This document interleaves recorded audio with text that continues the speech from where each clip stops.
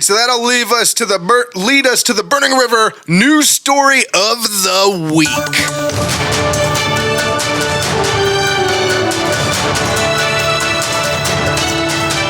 All right, so everybody heard this story. If you didn't hear the story, you got problems. The story that has captivated the nation. The world. The world. The world. The story of the Titan, the Titanic research vessel, not even research vessel, just I guess it was the Titanic viewing vessel. That It was a fake submarine. Yeah, the submarine made out of fiberglass. Sorry, I don't mean to make light of it. I know it was a tragedy. But yeah, so I mean that happened. That was like real, and there's a lot to unpack with this thing too, because it was just drama every day because of the way it unfolded. Oh my God! And the thing that's really unfortunate is, like you mentioned, it is a tragedy. Obviously, lives were lost, but there was so much misinformation that came out. There was so much conjecture and speculation. We had the whole, are they sitting at the bottom of the ocean with only a finite amount of air? That was the worst part of it, because it's just worst case scenario in your head, and you're like, oh, that would be, and it really is. I mean, you start going way to go, and then you started thinking about, they're like, well, they only have this much time for oxygen, and people are like counting down to that time, but what they don't realize is like it takes several hours for you to get back up to the surface, so they had to find them multiple hours before that if that was the scenario, in order to keep them alive. Which is why then the facts of this thing, as they've been released, are even so much more baffling and just strange, because obviously this thing took off at around 8 a.m., lost communication. I'll go through a timeline real quick. Hour and 45 minutes in. Yeah, I'll go through a timeline real quick. So it took off at 8 a.m. That's when the Titan began its descent from the Canadian research vessel, the Polar Prince, to the Titanic wreck. The trip was expected to take 2 hours to reach the ocean floor, according to the Coast Guard. 9:45 a.m. rolls around. Communication ceased between the Titan and its mothership, which is about 90 minutes officially. I know it's technically an hour and 45 minutes later, but it's officially 90 minutes after they left is when they lost communication. 3 p.m., the Titan fails to appear at the expected time for resurfacing. And then at 5:40 p.m., the Coast Guard receives a report on an overdue 21-foot submersible with 5 people on board, diving to view the wreckage of the Titanic approximately 900 nautical miles east of Cape Cod. Which, just to start here, why did it take 2 hours and 40 minutes to report this thing? 2 hours and 45 minutes. It took a lot longer than that. The ship took off at 8 a.m. and they lost communication at 9:45. Like that. Why did it take that long to call the Coast Guard? When you're thinking about, you have finite amount of oxygen on board and you have a missing vessel. Why was that not the first? Why is that not in the protocol as the first thing you do? No idea. So fast forward a couple days. I mean, as you mentioned, there's a panicked search effort to try and find this thing, because nobody knows what happened to it. It just disappeared. There's basically 3 scenarios that you have. It either went to the bottom, and they're, like you said, they're in there with a finite amount of air, hoping that somebody saves them. It went to the top, and they're floating, waiting for somebody to come and get them. Or it imploded. Those were the only 3 scenarios. And the one that even is maybe almost the worst would have been is if they had made it back to the top, but because it was literally an underwater coffin that screwed in, latched from the outside, they couldn't get out, even if they had made it to the surface. They needed someone to let them out. Either of those 2 scenarios would have been awful, sitting at the bottom or sitting at the top, but just running out of air. Yeah, I mean, you start to go through the permutations in your head. I mean, we've all seen, and heard the stories of like the soccer team or the rugby team or whoever that crashed, the Donner Party. Like, you start going through like the Lord of the Flies permutations in your mind, thinking like, okay, we have finite resources. We're at the bottom of the ocean. Like, how do we get out of this? And like, none of it is good. No. Ultimately, just like I said, tragedy, but so odd the way that this went down, because you're thinking about just kind of an unnecessary trip to begin with. You've got a bunch of billionaires down there. Which let's take a step back here. So I've heard a lot of talk about and just like bashing on these billionaires, because they're like, why would you pay $250,000 to go see the Titanic? If I'm a billionaire, just so everybody can understand this, if you make about $50,000 a year, that trip to them that $250,000 trip to a billionaire is the equivalent of me buying Starbucks one day. True. So if I want to see the Titanic, I'm gonna say, yeah, I'll pay for Starbucks to go see the Titanic. True, but I don't have to sign a waiver at Starbucks that says if I die, It's not funny, but it's funny. I'm the only one responsible. True. And just again, being locked in from the outside, the fact that this thing was steered apparently with some kind of Xbox controller. modified, Xbox or PlayStation controller, and it sounds like in several of the other launches of this particular vessel that there's been issues. It was not unusual for them to lose communication for some certain amount of time. Well, there was a documentary done on one of the crafts that the guy owned, that Oceangate owned, and he was basically kind of more or less bragging, like, yeah, we got this at like Radio Shack.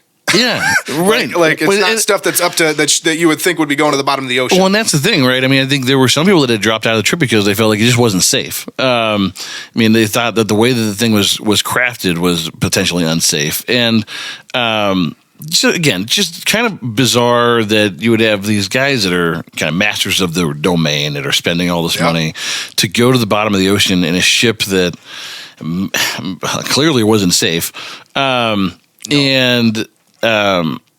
Just the fact that, I mean, this thing is called Oceangate. I mean, it almost alludes to weird conspiracy conversations. Just conspiracy theories abound on this thing because of all the weirdness that surrounds it. But what we're going to do is we're going to fast forward a few days. I didn't really get to the finding of it. So in June 22nd, 4 days after, at 11:48 a.m., basically about the time that they were supposed to run out of oxygen, the Coast Guard announces that a debris field had been discovered by an ROV from the Horizon Arctic near the Titanic. And then Oceangate announces a short time later that the entire Titan crew had been lost, and that the vessel had imploded.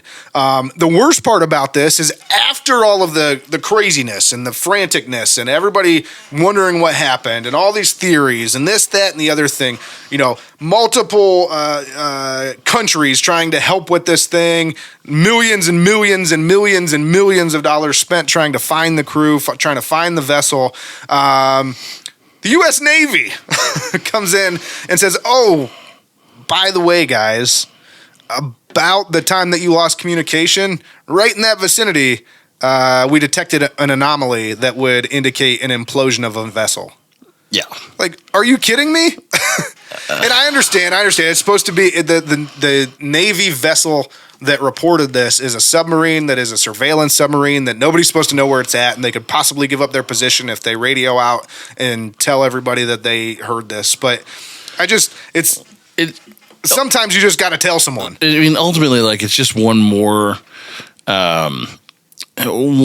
reason why the ocean is just the scariest place ever. Oh, I say it all the time. I think we've talked about it on the show. Like, I'm more terrified of the ocean than I am of space, because in the ocean, like, shit like that could happen. Your vessel can just implode. Two final things just from my end. I heard a story that it sounds like the father-son combo that went down there, the son really didn't want to go.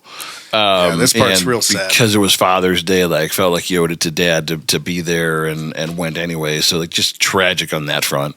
And two, I've heard some of the like interviews with like family and people close to the crew that knew them say, like, implosion probably is the best outcome in terms of the disaster like this, because they didn't see it coming. And nobody is saying that death is a good outcome whatsoever, because I've seen people confuse that online when other people have said what you're saying. But if the ultimate outcome was going to be death, the best possible way for somebody to go is in less than 2.5 milliseconds, where they literally don't even have time to process what's happening. You eliminate all those Lord of the Flies permutations, right? All the bad things that could happen down there. Like, literally, by the time they didn't even have time to consider that something was going that wrong before the thing imploded. To that extent, my point was, so I've heard this said a couple of times, like, this is, if this was the outcome, this is the best outcome for them, because they had no idea it was happening. I started thinking about that, and I was really like, is that the best way to go? Like, if you just like, well, bam, I'm dead. Like, not I'm talking about these guys at all. Just like, is that Is that real? Like, do you also feel like if you're gonna die tomorrow, you just wouldn't want to know what happened? I mean, I don't know. I guess I don't know. I would like to say goodbye to my family and stuff. Well, yeah. But at the same time, like, I don't want my family to feel any, like, you know, that pain of like having to say goodbye or anything like that. I mean, as much as I want to say goodbye, that would be a really hard thing to go through too, is saying goodbye. So it's just, I've always heard that about like things like plane crashes and things where it's like, well, you know, they didn't suffer. They didn't suffer.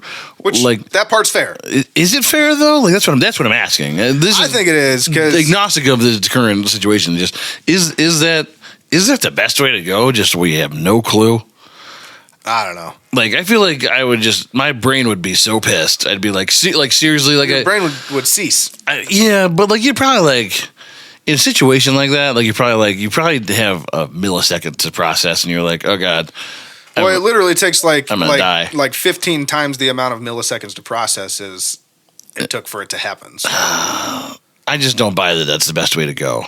Fair. I mean, I understand eliminating the suffering part of it, but like, I don't know. Maybe it's just because I would rather suffer because I'm just such a sufferable asshole anyway. Well, you're a dick.